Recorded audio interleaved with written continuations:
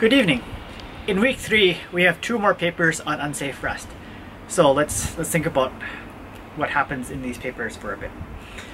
The first thing to note is this opinion that I have that in computer science it's actually hard to scoop papers. Like, these 3 papers are basically on the same topic, but it turns out that they use quite different approaches to the problem and they get quite different results as well. So it's not like maybe some other fields where you're trying to discover nature. In this case, you can ask your questions about nature and get different results. So I usually like to be pretty sharing of what I'm working on with other people and not worried about getting scooped. And I think that's just better for science in general. In the second paper, there's also a bunch of project ideas. So I would encourage you to think about project ideas.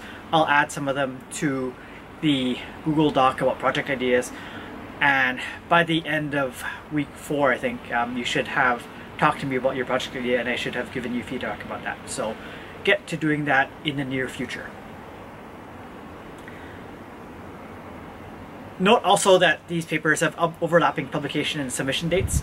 The first and second papers for PLDI and for ECE, it turns out that ECE and PLDI are basically almost fully overlapping.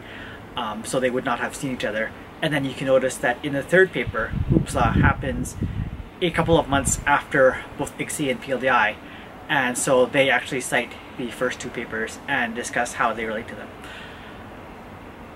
One of the purposes of choosing these 3 papers on the same topic was also to have you think about the same papers. And so I'd encourage you to do that and the relationship between what they find out. You can also think about how your opinion about the papers changes after you read another paper.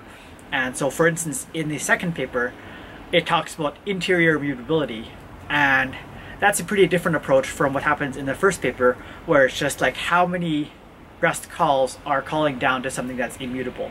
In the second paper, it's more like, well, it's inside, but it's mutable, but then the outside guards the inside mutability from the color.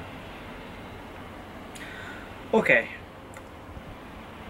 the second paper does some manual inspection of Rust code on a number of examples, quite a few, and it tries to do some job of considering why, right? So again, it's not enough to just count things. Let's try to have some sort of analysis of that as well.